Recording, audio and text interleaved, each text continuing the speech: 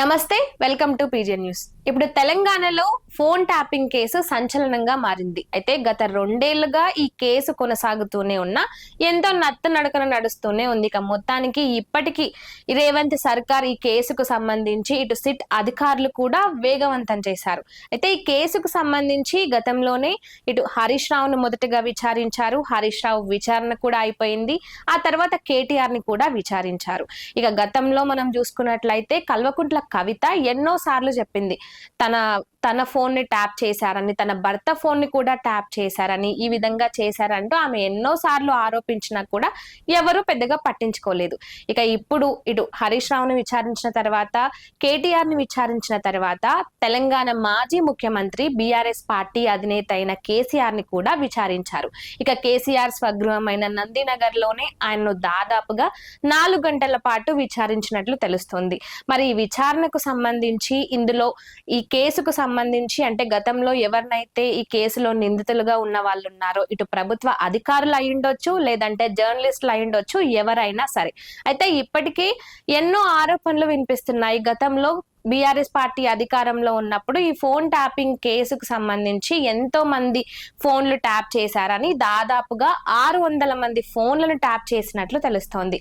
ఇక తమ పార్టీలో ఉన్న ఎమ్మెల్యేల ఫోన్లను గాని, జర్నలిస్టుల ఫోన్లను గాని, తమ పార్టీకి సంబంధించిన మీడియా ఏవైతే ఉంటాయో వాళ్ళకు సంబంధించిన ఫోన్లను కూడా ట్యాప్ చేశారు. ఇక అంతేకాకుండా ప్రతిపక్ష పార్టీలకు సంబంధించిన నాయకుల ఫోన్లను కూడా ట్యాప్ చేసినట్లు తెలుస్తుంది.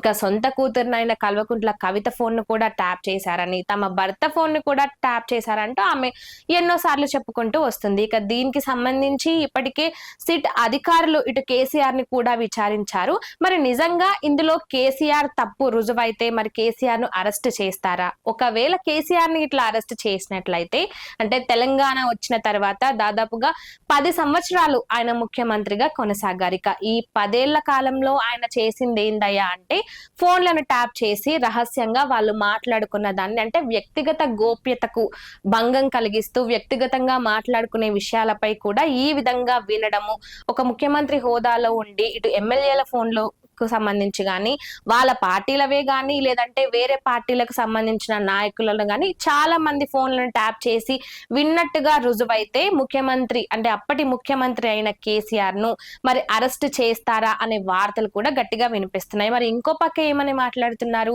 అంటే, గతంలో మాజీ ముఖ్యమంత్రి హోదాలో ఉన్న కేసీఆర్ ను ఈ విధంగా విచారించడం ఎంతవరకు కరెక్ట్, ఆయన ఆరోగ్య పరిస్థితి కూడా అంతంత మాత్రంగానే ఉంది.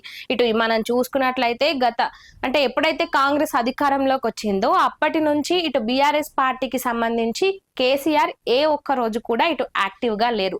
మొన్న జూబ్లీ హిల్స్ బై ఎలక్షన్స్ కి సంబంధించి గాని, ఆ తర్వాత మున్సిపల్ ఇటు సర్పంచ్ ఎన్నికల విషయంలో గాని ఆయనకు సంబంధించి ఎవరు కలవాలన్నా కూడా ఆయన నివాసానికి వెళ్ళో లేదంటే ఫామ్ హౌస్ కి వెళ్ళి కలుస్తున్నారే తప్ప ఆయన స్వయంగా ఇటు రాజకీయ సభల్లో గాని, లేదంటే ఏదైనా యాత్రల్లో గాని పాల్గొనడం, భారీ బహిరంగ సభల్లో మాట్లాడడం, ఇవన్నీ ఏవి కూడా చేయలేదు. మరి ఈ ఫోన్ ట్యాపింగ్ కేసుకు సంబంధించి ఇటు కల్వకుంట్ల ఫ్యామిలీలోనే రకరకాలుగా వినిపిస్తున్నాయి. ఇటు కేటీఆర్ ఏమో కాంగ్రెస్ పార్టీ కావాలని కక్షపూరితంగా, అంటే ఇచ్చిన హామీలను అమలు చేయకుండా డైవర్షన్ పాలిటిక్స్ చేస్తూ కేసీఆర్ ను స్వయంగా కేసీఆర్ కే నోటీసులు ఇస్తున్నారు, కావాలని ఇదంతా చేస్తున్నారు అంటూ కేటీఆర్ మాట్లాడుతున్నారు. ముఖ్యమంత్రి గారు తిరిగి తెలంగాణలో వచ్చే వరకు మరి గతంలో ఓ సినిమా వచ్చింది, హిట్ 1, హిట్ 2, హిట్ 3 అని 3 భాగాలుగా. అట్లాగే సిట్ 1, సిట్ 2 అని చెప్పి టైంపాస్ కార్యక్రమం చేస్తా ఉన్నారు. ఎందుకు చేస్తున్నారో వారికే తెలవాల, మాకైతే తెలియదు. కేవలం ఏదో జరిగిపోయినట్టు, ఇదిగో పులంటే అదిగో తోక అని ఒక డ్రామా తప్ప ఏమీ లేదు. ఒకటి మాత్రం చివరిగా నేను చెప్పదలుచుకున్నా, కేసీఆర్ గారి మీద బురద జల్లాలి అనుకుంటే అది సూర్యుడి మీద ఉమ్మేయడమే అవుతుంది. అది తిరిగి వచ్చి తమరి ముఖం మీదే పడుతుంది రేవంత్ రెడ్డి గారు, ఇది గుర్తుపెట్టుకోండి. ఇంకో పక్కనేమో కల్వకుంట్ల కవిత ఏం మాట్లాడుతుంది, నేను ఈ ఫోన్ ట్యాపింగ్ కేసుకు సంబంధించి విచారణను స్వాగతిస్తున్నాను. కేసీఆర్ ను విచారించాల్సిందే, ఆయన తరపు మాటలను, ఆయన తరపు ఒపీనియన్ కూడా వినాల్సిందే, అసలు ఎవరిది తప్పు ఏంటి అనేది ఖచ్చితంగా రుజువు అవ్వాల్సిందేనంటూ ఆమె మాట్లాడుతుంది.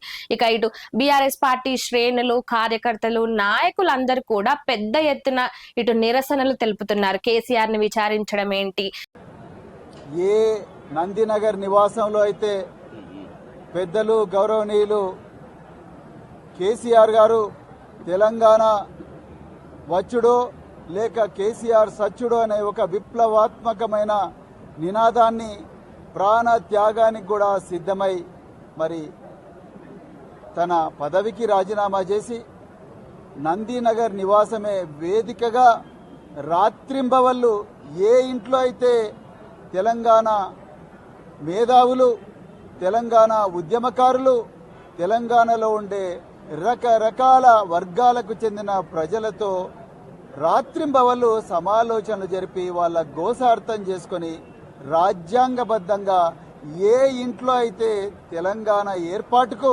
తెలంగాణ సాధన కోసం ఒక వ్యూహం రచించారో అదే నివాసంలో ఈరోజు తెలంగాణను పట్టపగలే దోచుకుంటున్న దోపిడి దొంగలు కాంగ్రెస్, రేవంత్ రెడ్డి, వాళ్లకు సపోర్ట్ చేస్తున్న బీజేపీ నాయకులు ఏర్పాటు చేసిన కుట్రతో ఏర్పాటు చేసిన సిట్టు పోలీసులు ఇలా కేసీఆర్ గారిని విచారిస్తున్నారు. ఇది తెలంగాణ చరిత్రలో ఒక గొప్ప బాధతో, దుర్దినం, బాధతో నిజంగా తల వంచుకోవాల్సిన దుర్దినం. నిజంగా తెలంగాణ అంతా కూడా ఈరోజు శోక సముద్రంలో మునిగింది. అదే విధంగా అంతేకాకుండా ఇటు కేసీఆర్ కూడా విచారణకు హాజరవ్వడము, దాదాపుగా 4 గంటల పాటు విచారణ జరిగినట్లు తెలుస్తుంది. మరి రానున్న రోజుల్లో ఈ కేసు ఇంకెంత కీలక మలుపులు తిరుగుతాయో చూడాలి. లేదంటే అన్ని కేసుల మాదిరిగానే ఇది కూడా తూతూ మంత్రంగా, ఏదంటే విచారించామా అంటే విచారించాము అన్నట్టుగా ఉంటుందా, లేదంటే ఈ కేసుకు సంబంధించి ఇటు ముఖ్యమంత్రి అంటే మాజీ ముఖ్యమంత్రి కేసీఆర్ ని గానీ, లేదంటే కేటీఆర్ ని గానీ, హరీష్ రావును గానీ ఇప్పటికీ ఈ కేసుకు సంబంధించి పెద్ద పెద్ద నాయకులను కూడా విచారించారు. మరి దాని తర్వాత తీసుకోవాల్సిన స్టెప్ తీసుకుంటారా, లేదంటే ఈ కేసుకు సంబంధించి దీన్ని ఇంతటితోనే ఆపుతారా అనేది చూడాలి. అయితే మొత్తానికి మాత్రం ఇటు మాజీ ముఖ్యమంత్రి కేసీఆర్ ని కూడా విచారించడము, మరి కేసుకు సంబంధించి కేసీఆర్ ను అరెస్ట్ చేస్తారా, లేదంటే ఈ కేసును ముందుకు తీసుకెళ్తారా లేదా అనే దానికి సంబంధించి మీరేమనుకుంటున్నారో కామెంట్ రూపంలో చెప్పండి.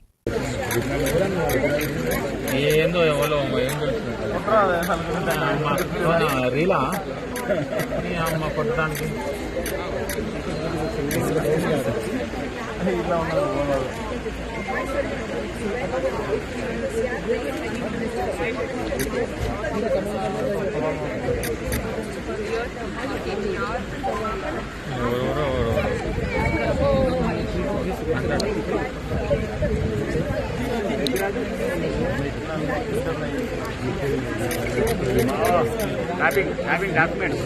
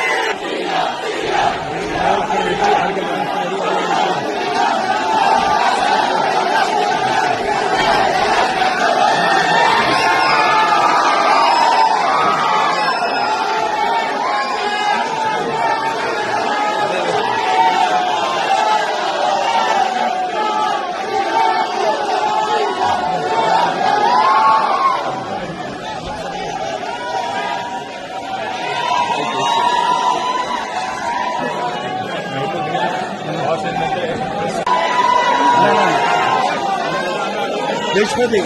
A bicha na olho.